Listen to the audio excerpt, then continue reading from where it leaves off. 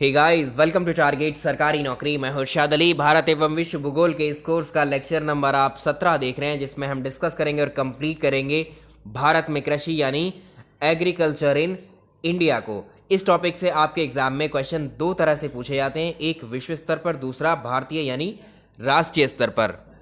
हमारे देश में बहुत सारी फसलें उगाई जाती हैं, जैसे गेहूँ, चावल, चना, जौ, मटर, कपास और तिलहन, गन्ना, जूट, कहवा, इलायची। अगर आप मसालों की बात करें, लौंग, लाल मिर्च, काली मिर्च, तो ये सब फसलें भारत में जिस तरह से उगाई जाती हैं, यही फसलें दूसरे देशों में यानी विदेशों में भी उगाई जाती हैं। तो पहला क्वेश्चन जो विश्व स्तर पर बनता है आपके एग्जाम के लिए, वो ये होता है कि विश्व में दालों का सर्वाधिक उत्पादन करने वाला देश कौन सा है। या ऐसे पूछेगा, विश्व में गन्ना उत्पादन में प्रथम स्थान पर कौन सा देश है। अगर हम राष्ट्रीय स्तर पर बात करें तो ऐसे पूछेगा, चाय का सर्वाधिक उत्पादन करने वाला भारत का कौन सा राज्य प्रथम स्थान पर है। या ऐसे पूछ लेगा कि भारत में सर्वाधिक उत्पादन जूट का कौन सा राज्य करता है। इस तरह के क्वेश्चंस हैं, ये सभी फसलों पर ये दो क्वेश्चन फ्रेम किए जाते हैं, तो इन्हीं को हम डिस्कस करेंगे। तो वीडियो को प्लीज़ आप लाइक कर दीजिएगा। जो लोग इस चैनल पर नए हैं वो सब्सक्राइब कर लेंगे, बेल आइकन भी प्रेस कर लेंगे, ताकि वीडियोस के नोटिफिकेशंस आपको मिल सके। बात करेंगे सबसे पहले पल्सेस की। हिंदी में इसे आप दालें कहते हैं या इसे ही आप दलहन भी कहते हैं। तो दलहन या दालों में कौन कौन सी दालें आती हैं आपको पता है, खाई भी होंगे आपने ज़रूर। अरहर, चना, मटर, मूंग, मसूर दाल, मूंग मसूर, और ये दालों में आपकी उड़द आएगी और राजमा है। बहुत सारी दालें हैं, ठीक है। तो ये सब दलहन में आती हैं। और पहला सवाल जो दलहन पर बनता है वो ये बनता है कि विश्व में दालों का सर्वाधिक उत्पादन करने वाला देश कौन सा है। विश्व में दालों का सर्वाधिक उपभोक्ता देश कौन सा है। विश्व में दालों का सर्वाधिक आयातक देश कौन सा है। तो भारत में देखिए, भारत जो है दालों का सर्वाधिक उत्पादन करने वाला देश है, सर्वाधिक कंज्यूम करने वाला देश है, और सर्वाधिक इंपोर्ट भी करता है दालों को बाहर से। तो हम लोग दालों को सबसे ज़्यादा यहाँ अपने देश में प्रोड्यूस करते हैं, पैदा करते हैं। पैदावार हमारे देश में सबसे ज़्यादा है विश्व में। और दूसरा कंजम्पशन, यानी हम सबसे ज़्यादा दालों को खाते भी हैं, और इतना उगाने के बाद में भी हम इसको बाहर से इंपोर्ट भी करते हैं, आयात भी करते हैं, मंगाते भी हैं बाहर से। इसको याद रखेंगे, तीनों क्वेश्चन का आंसर एक ही होगा। बात करते हैं दाल की। जो फसलें होती हैं, ये है मिट्टी यहाँ, और इसमें ये दाल का पौधा है सपोज करिए, और इस दाल के पौधे की ये जो जड़ें होती हैं, इस जड़ों में पाया जाता है एक बैक्टीरिया। तो इस जो दालों की क्रॉप होती हैं, इन क्रॉप का नाम होता है, इसे हम कहते हैं लेगुमिनस क्रॉप। याद रखिएगा, लेगुमिनस क्रॉप क्वेश्चन पूछा गया एग्जाम में। तो लेगुमिनस क्रॉप किसको कहते हैं, दालों के पौधों को ही हम कहते हैं लेगुमिनस क्रॉप। इन फसलों की जड़ों में, इन पौधों की जड़ों में, दालों के एक पाया जाता है बैक्टीरिया। इसका नाम होता है राइजोबियम बैक्टीरिया। राइजोबियम बैक्टीरिया बहुत इंपॉर्टेंट होता है, ये बहुत सिग्निफिकेंट बैक्टीरिया है। हम जानते हैं एटमॉस्फेयर में नाइट्रोजन जो होती है बहुत ज़्यादा मात्रा में अवेलेबल है, और हमारी जो मिट्टी है, इस मिट्टी में नाइट्रोजन की कमी होती है। और हम जो अपने खेतों में यूरिया यानी खाद का इस्तेमाल करते हैं, उर्वरक यानी फर्टिलाइज़र का जो इस्तेमाल करते हैं, उसे हम कहते हैं यूरिया।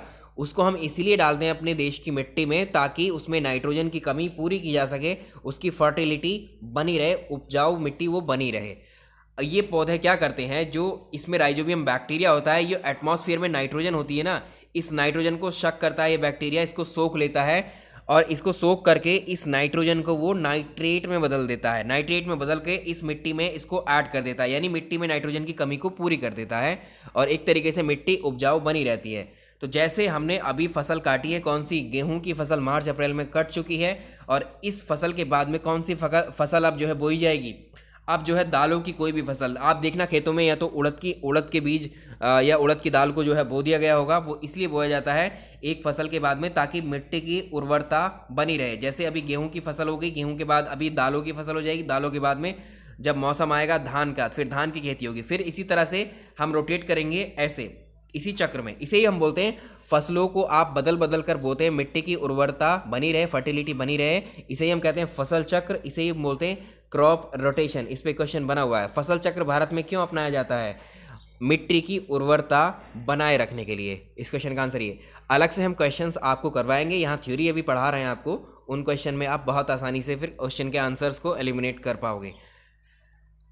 चलिए, तो इंडियन सॉइल में क्या होती है, किस चीज़ की कमी होती है, नाइट्रोजन में। और नाइट्रोजन की कमी को दूर करने के लिए हम यूरिया ऐड करते हैं मिट्टी में। और ये दालों को हम इसलिए बोते हैं क्योंकि जो राइजोबियम नाम का बैक्टीरिया होता है, वो दालों की मदद से वो नाइट्रोजन को ऐड करता रहता है, नाइट्रेट बनाकर मिट्टी में मिलाता रहता है। तो एक क्वेश्चन आपका ये हो गया। अब इसमें देखिए, अब भारत में देखिए, भारत में दालों का उत्पादन करने वाला सबसे बड़ा राज्य है, तो मध्य प्रदेश जो है दालों का उत्पादन करने में सबसे अव्वल नंबर पर है, फर्स्ट पोजीशन पर है। सेकंड नंबर पर आता है राजस्थान। हमने यहाँ जितने भी फसलों को पढ़ेंगे, हमने 2 राज्यों को लिखा है फर्स्ट पोजीशन पर, सेकंड पोजीशन पर। वो इसलिए लिखा है क्योंकि ये दोनों का कंट्रीब्यूशन दालों के उत्पादन में सबसे ज़्यादा हो जाता है देश में। लेकिन पहले स्थान वाला जो होगा वो आपको हमेशा याद रखना है, लीडिंग प्रोड्यूसर को हमेशा पूछता है। तो दालें जो है मृदा में नाइट्रोजन स्थिरीकरण, जो नाइट्रोजन जो लेगुमिनस क्रॉप्स होती हैं, दालों की जड़ों में जो राइजोबियम बैक्टीरिया होता है, उसके नाइट्रोजन को मिट्टी में मिला लेना और नाइट्रेट में बदल देना, ये प्रक्रिया कहलाती है क्या? नाइट्रोजन फिक्सेशन या नाइट्रोजन स्थिरीकरण। और मृदा की जो उर्वरता, इससे फर्टिलिटी बनाए रखने में ये आवश्यक होती है। तो राइजोबियम जो बैक्टीरिया है वो दलहनी फसलों में पाया जाने वाला बैक्टीरिया है, इसको भी याद रखेंगे आप। और इसमें देखिए, दलहनी फसलों के लिए जो संतुलित खाद की आवश्यकता होती है वो 1:2:2 में होती है, ठीक है, इसको भी याद रखेंगे। अब ये दालें ऐसी फसलें होती हैं, इसको ना ज़्यादा पानी की ज़रूरत होती है, ना ज़्यादा नमी की ज़रूरत होती है। शुष्क में यानी ड्राई एरिया में या गर्मी के मौसम में इसको आराम से बो देंगे, ये अपने आप ही उगाती हैं। आप अगर गाँवों से होंगे तो इस चीज़ों को आप बहुत आसानी से जानते होंगे। तो भारत में दालों की खेती अधिकतर जो डेक्कन प्लेट्यू का जो मध्य पठारी भाग है उसमें की जाती है। अगली फसल को डिस्कस करेंगे। अब हम बात करेंगे गन्ने की या शुगर केन की। तो गन्ना उत्पादन में गन्ने की खेती के लिए लाल दोमट मिट्टी जो है आवश्यक होती है। लेटेराइट मिट्टी में भी इस फसल को उगाया जाता है। अब भारत में सर्वाधिक गन्ने की खेती या गन्ना उत्पादन कौन सा राज्य करता है? देखिए, भारत में सर्वाधिक जो गन्ने की खेती है, गन्ने का उत्पादन है, वो उत्तर प्रदेश में किया जाता है। क्यों? क्योंकि यहाँ एरिया बहुत ज़्यादा है और महाराष्ट्र में क्वालिटी की वजह से। तो ये फर्स्ट और सेकंड पोजीशन गन्ने में आपको याद रखनी है। और इसमें अगर पूछे, उत्तर प्रदेश को जो है भारत का शक्कर का प्याला भी कहा जाता है, शुगर बाउल ऑफ इंडिया। यहाँ पर देखिए, तो फर्स्ट और सेकंड पोजीशन आपको याद रखना है। और गन्ना प्रजनन संस्थान अगर आपसे पूछे, 1912 में इसकी स्थापना हुई थी। ये तमिलनाडु में है, कोयम्बटूर में है। तो अगर ये देखिए, गन्ना उत्पादन में अलग राज्य हो गए भारत के। अगर इसमें बात करें, भारत में चीनी उत्पादन, गन्ने से ही चीनी बनाई जाती है, तो उसमें जो है इसी पोजीशन को आप रिवर्स कर दीजिए। तो चीनी के उत्पादन में महाराष्ट्र नंबर 1 पे है, उत्तर प्रदेश नंबर 2 पे है। विश्व में ब्राज़ील सबसे ज़्यादा उत्पादन करता है गन्ने का, ठीक है, गन्ने का। उसके बाद में नंबर 2 पे आता है भारत और नंबर 3 पे आता है क्यूबा। अगर हम इसके टेम्परेचर की बात करें तो ये 20 से 26 टेम्परेचर या हाई टेम्परेचर में ये फसल होती है। और भारत का ये क्वेश्चन आपके एग्जाम में कई बार पूछा हुआ है कि भारत की प्रथम चीनी मिल कहाँ पर लगाई गई? 1903 में लगी थी ये उत्तर प्रदेश में। अगर आपको राज्य ऑप्शन में दे रखे हैं तो राज्यों में उत्तर प्रदेश। भारत की प्रथम चीनी mill, first sugar mill in India, कौन? उत्तर प्रदेश में। उत्तर प्रदेश में कहाँ? देवरिया में भी कहाँ? प्रतापपुर में लगी हुई है। अगर हम क्यूबा की बात करें विश्व में, तो ब्राज़ील और इंडिया एरिया वाइज बहुत बड़े कंट्रीज़ हैं, क्यूबा बहुत छोटा देश है। तो क्यूबा जो है चीनी का कटोरा कहा जाता है। क्यूबा को चीनी का कटोरा कहा जाता है, विश्व में चीनी का कटोरा, शुगर बाल ऑफ द वर्ल्ड। अगर विश्व में क्यूबा चीनी का कटोरा है तो भारत चीनी का बोरा कहा जाता है। एक तरीके से बोरा तो नहीं कहेंगे, लेकिन अच्छा प्रोडक्शन है भारत के अंदर, इसको याद आप रख लेंगे। अब नेक्स्ट फसल की तरफ चलेंगे, तिलहन की बात करेंगे, ऑयल सीड्स की। ऑयल सीड, ये तेल, और इन फसलों से आपको क्या मिलता है? तेल मिलता है और खल या खली। जैसे आप सरसों के दाने आपने देखे होंगे, सरसों को आप जब पिलवाने या उसका तेल निकलवाने जाते हैं, देखा होगा आपने, तो उस पिलवाने के बाद तेल एक तरफ हो जाता है। तेल के बाद में, उन पिलने के बाद में वेस्टेज मटेरियल जो बचता है उस सरसों के दाने का, उससे जो प्राप्त मटेरियल है उसे हम बोलते हैं खल या खली, जो आप अपने जानवरों को खिलाते हैं, जो घर में आप पशुपालन करते हैं उनको देते होंगे ज़रूर। तो ये मुख्यतः खरीफ और रबी दोनों मौसम की ये फसल है। इसमें देखिए कौन कौन सी होती है तिलहन, जो कौन कौन से होते हैं? ऑयल सीड, इसमें सरसों है, सोयाबीन है, सूरजमुखी, नारियल है, मूंगफली है, बिनोला है, अलसी है, तिल है। ये सब क्या है? तेल वाली फसलें हैं ये। और देखिए सरसों की किस्में आपसे एग्जाम में पूछी जाती है, तो यहाँ सामने वरुणा, पीताम्बरी, पूसा गोल्ड, जय किसान, ये सारी वैरायटी किस्में, अलग अलग किस्म की सरसों हैं, ठीक है। जैसे आप देखते होंगे अलग अलग तरह के जानवर पाए जाते हैं एक ही जानवर के, जैसे आपने मुर्गियाँ देखी होंगी, आप वाइट कलर के मुर्गी देखते हैं, वाइट कलर के मुर्गी होते हैं, उसको वाइट लेगहॉर्न बोलते हैं। कुछ असील होती हैं भारत की अपनी जाति की, कहीं आपने लाल रंग के मुर्गे, कहीं काले रंग की मुर्गी, ये सब अलग अलग किस्में होती हैं, ब्रीड होती है। उसी तरह से हमारी फसलों में भी ऐसा होता है। गेहूं की भी किसी ने क्वेश्चन पूछा है कि ये गंगा 5, गंगा 11, ये किस्मों का क्या मतलब है। इनकी वैरायटी है अलग अलग तरह से, अलग अलग जगहों पर ये जो है इनको मॉडिफाई करके भी बनाया जाता है जेनेटिकली, ठीक है। तो इसमें हम संकर प्रजाति इनको बोलते हैं। इस तरह से अलग अलग प्रजाति तैयार की जाती हैं। देखते हैं कि किसका प्रोटेक्शन ज़्यादा होता है, कौन ज़्यादा उत्पादन में सर्वाधिक मिलती है हमको। इस तरह से होती हैं ये। अब देखिए, भारत में तिलहन का, ऑयल सीड का सबसे बड़ा उत्पादक राज्य कौन सा है? मध्य प्रदेश है, ये भी इसको याद रखेंगे। और तिलहन प्रौद्योगिकी मिशन 1986 में जो है इसको शुरू किया गया था। बात करेंगे मूंगफली की, ये भी तिलहन फसल है। मूंगफली जो है कहाँ से प्राप्त होती है? जड़ से निकलती है, मिट्टी के अंदर होती है ना। तो विश्व का सर्वाधिक मूंगफली उत्पादक देश भारत है। और भारत, इसमें जो भारत में अग्रणी राज्य कौन सा है? सबसे ज़्यादा मूंगफली किस में होती है? गुजरात में। सेकंड नंबर पे आता है राजस्थान। मूंगफली की किस्में अगर आपसे पूछे, चित्रा 64, चंद्रा, कौशल, ये मूंगफली की अलग अलग तरह की किस्में होती हैं। और अगला है सरसों। सरसों विश्व में भारत जो है सबसे बड़ा उत्पादक है सरसों का। और इसकी जो किस्म है, एक प्रजाति है कौन सी? पीताम्बरी, RYSK, इसको याद रख सकते हैं। राजस्थान जो है सबसे बड़ा उत्पादक राज्य है मस्टर्ड का, सरसों का। हरियाणा सेकंड नंबर पे आता है। इसकी और भी किस्में हैं, ये आप याद रख सकते हैं। पीताम्बरी को ज़रूर याद रखिएगा। सोयाबीन जानते हैं हम प्रोटीन का सबसे अच्छा सोर्स माना जाता है फसलों के अंदर। तो प्रोटीन का उत्तम सोर्स होता है सोयाबीन। बायोलॉजी में भी डिस्कस करेंगे न्यूट्रिशन में इसको। सोयाबीन का उत्पादन सबसे ज़्यादा मध्य प्रदेश में है और सेकंड नंबर पे आता है महाराष्ट्र। पहली पोजीशन वाले को तो आप हमेशा याद रखेंगे। तिल देखिए, तिल में क्या होता है? भारत जो है विश्व का सर्वाधिक उत्पादक देश है तिल के मामले में। गुजरात जो है देश का सर्वाधिक उत्पादक राज्य है तिल के मामले में। और नेक्स्ट देखेंगे, अलसी में आप देख सकते हैं, ठीक है। इनको चाहो आप याद रख सकते हो। सूरजमुखी को भी याद रख लेंगे। कर्नाटक में सबसे ज़्यादा सूरजमुखी, सनफ्लावर की खेती की जाती है। नारियल की देखिए, कोकोनट की, तो नारियल सबसे ज़्यादा केरल में है, उसके बाद कर्नाटक में है। और विश्व स्तर पर आप ये याद रख सकते हैं। तंबाकू कौन लाया था भारत में? पुर्तगाली लाए थे। तंबाकू की 2 प्रजातियां हैं, निकोटियाना टोबैकुम और निकोटियाना रेस्टिका। और भारत में सबसे ज़्यादा उत्पादन इसका गुजरात में किया जाता है तंबाकू का। सेकंड नंबर पे आंध्र प्रदेश। अब मसालों की बात करें, स्पाइसेस, भारत को जो है मसालों के लिए बहुत जाना जाता है। जब आप जान रहे हैं कि वास्को डी गामा भारत आया था, सबसे पहले वो कहाँ आया था? केरल में आया था। केरल से वो क्या लेकर गया था? वहाँ के राजा जमोरी ने उसका स्वागत किया था, तो वहाँ से काली मिर्चें लेकर गया था वो पुर्तगाल में, यूरोप में लेकर गया था। और उन मिर्चों को जब बेचा उसने तो उसको 60 गुना फ़ायदा हुआ था। यहाँ के मसालों की बात ही अलग है, हमारे देश की बात बहुत ज़्यादा फेमस है।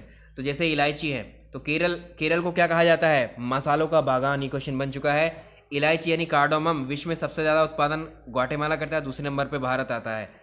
पश्चिमी घाट की बात करें, सबसे ज़्यादा उगाई जाती है यहाँ पर इलायची। और इसमें जो पहला राज्य है वो केरल है, दूसरे नंबर पर सिक्किम आता है इलायची के उत्पादन में।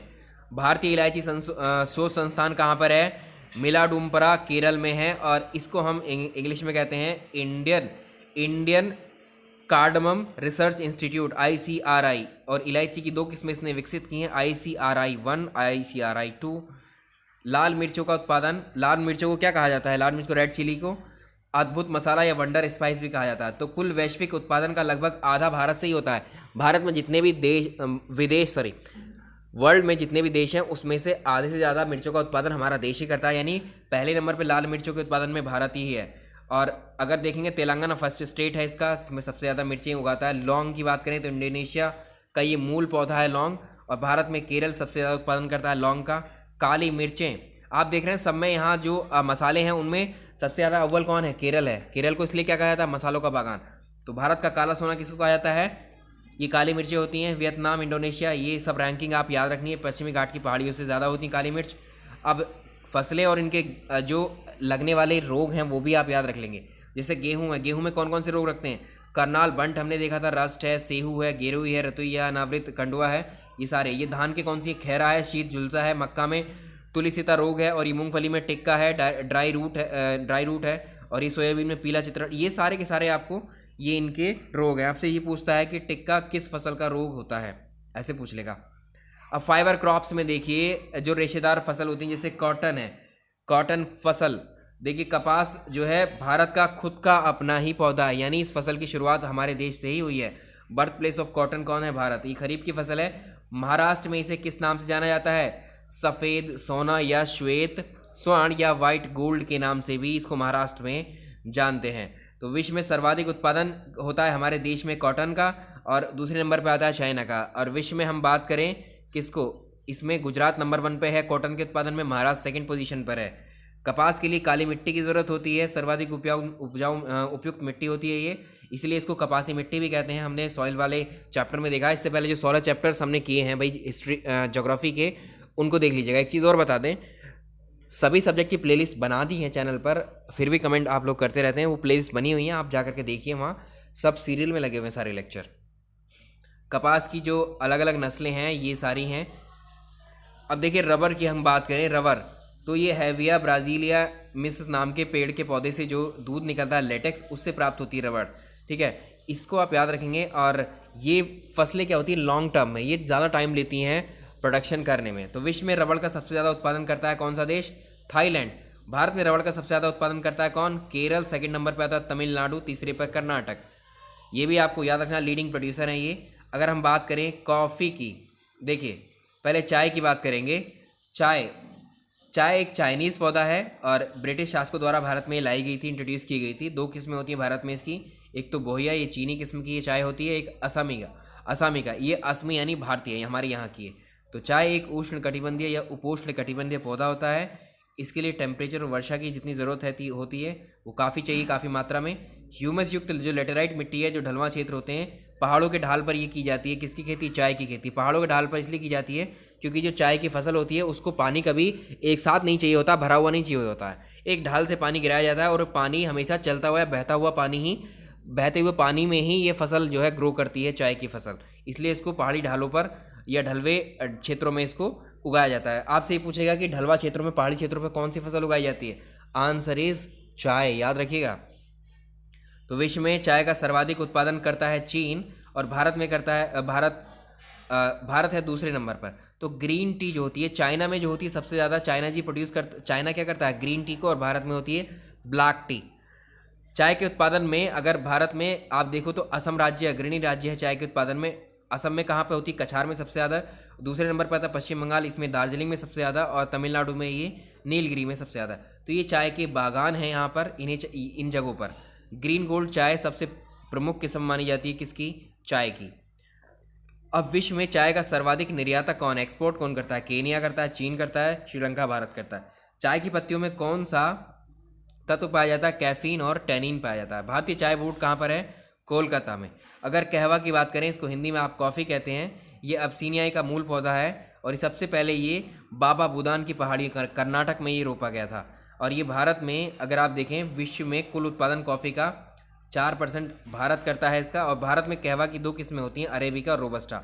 सबसे ज़्यादा रोबस्टा उगाई जाती है भारत में। कॉफ़ी उत्पादन में सर्वाधिक जो है कर्नाटक आता है, उसके बाद केरल, आंध्र प्रदेश है। और यहाँ पर कुछ पॉइंट्स और हैं कहवा के, ये भी आप देख लीजिए, आई थिंक यहाँ पर है सॉरी। तो कॉफ़ी का सर्वाधिक उत्पादन विश्व में कौन करता है, ब्राज़ील। और कॉफ़ी के बागानों को ब्राज़ील में क्या कहते हैं, फजेंडा के नाम से जाने जाते हैं। क्वेश्चन पूछा हुआ आपके एग्जाम में। कॉफ़ी बोर्ड कहाँ है, बेंगलोर में है, और ये भारत में कॉफ़ी उत्पादक राज्य हैं अग्रणी। अब बात करते हैं जूट की। ये कोई अखाद्य फसल होती है, इसको खाया नहीं जाता एक्चुअली। ये भारत का स्वर्णिम तंतु सुनहरा रेशा होती, गोल्डन फाइबर ऑफ इंडिया। इस क्वेश्चन को याद रखेंगे आप, और सर्वाधिक उत्पादन राज्य करने वाले आप ये याद रखेंगे। अगला चलेंगे, अब कौन सा बचा है। अब देखिए लास्ट में हम देख लेंगे, एक बार इनको समराइज़ कर लेते हैं। जो लास्ट में आपको ये दिखाई दे रही है ये लिस्ट, इस लिस्ट को आपको फॉलो करना है। अगर हमने जो अभी लिस्ट पीछे डिस्कस किए हैं कि करके, उनमें कुछ 1-2 प्लेस अगर मिस हो रहे हैं आपस में एक दूसरे से, तो आप इसको मानिएगा अंतिम और लास्ट, ठीक है। फसलों के उत्पादन में अग्रणी राज्य भारत के कौन से हैं, तो जैसे तंबाकू है, तंबाकू भारत में तंबाकू सबसे ज़्यादा उत्पादन जो है गुजरात में किया जाता है, उसके बाद दूसरे नंबर पर आंध्र प्रदेश में। तो सबसे ज़्यादा भारत में तंबाकू का उत्पादन 2 राज्य कौन से करते हैं, गुजरात, और राज्यों में भी होती है लेकिन सर्वाधिक इन दोनों में ही होती है, इसलिए हमने प्रथम और द्वितीय यहाँ पर मेंशन किए हैं। चने का उत्पादन सबसे ज़्यादा कहाँ होता है, मध्य प्रदेश में, दूसरे नंबर पर महाराष्ट्र। दालों का मध्य प्रदेश में सबसे ज़्यादा, चावल का पश्चिम बंगाल में सबसे ज़्यादा, और गन्ने का उत्तर प्रदेश में सबसे ज़्यादा, ज्वार का महाराष्ट्र में सबसे ज़्यादा उत्पादन होता है, अरहर का सबसे ज़्यादा उत्पादन महाराष्ट्र में होता है, कॉटन का गुजरात में सबसे ज़्यादा होता है, और सरसों का सबसे ज़्यादा राजस्थान में होता है, गेहूं का सबसे ज़्यादा उत्पादन उत्तर प्रदेश में होता है, सूरजमुखी का कर्नाटक में होता है, और मसूर का मध्य प्रदेश में, और मूंगफली का गुजरात में, बाजरा राजस्थान में, सोयाबीन मध्य प्रदेश में, उत्तर प्रदेश में सबसे ज़्यादा प्रोडक्शन दूध का होता है, दूध का सर्वाधिक उत्पादन उत्तर प्रदेश में, और विश्व में सर्वाधिक उत्पादन दूध का भारत करता है। दूसरे नंबर पर आता है कौन? अमेरिका। नारियल का केरल करता है सबसे ज़्यादा, काजू का महाराष्ट्र करता है, और यहाँ देखेंगे जीरा का सबसे ज़्यादा गुजरात है, टर्मरिक यानी हल्दी का तेलंगाना है, धनिए का मध्य प्रदेश है, चिलीज़ में तेलंगाना है। कहीं पर आपको आंध्र प्रदेश मिले तो तेलंगाना भी। ये पूरा लास्ट वाला आपका अपडेटेड है, ठीक है, बिल्कुल इसको याद रखेंगे। पेपर का केरल है और इलायची का केरल है। मीट का उत्पादन जिसमें चिकन है, मटन है, ठीक है, बकरी वगैरह के ये सब मिला करके उत्तर प्रदेश अग्रणी है इसमें। इसको तो ये सारी लिस्ट है आपको जो फॉलो करनी है ये वाली, और जो पिछले लेक्चर्स की भी PDF है वो टेलीग्राम चैनल है हमारा टारगेट सरकारी नौकरी का, जो लोग पहले से ऐड है उसमें इनको हम अपडेट कर देंगे। तो ये वाली लिस्ट लास्ट वाली आप फॉलो करिएगा, बाकी एडिशनल क्वेश्चंस जो हैं उनको आप ज़रूर याद रखिएगा। Thank you so much.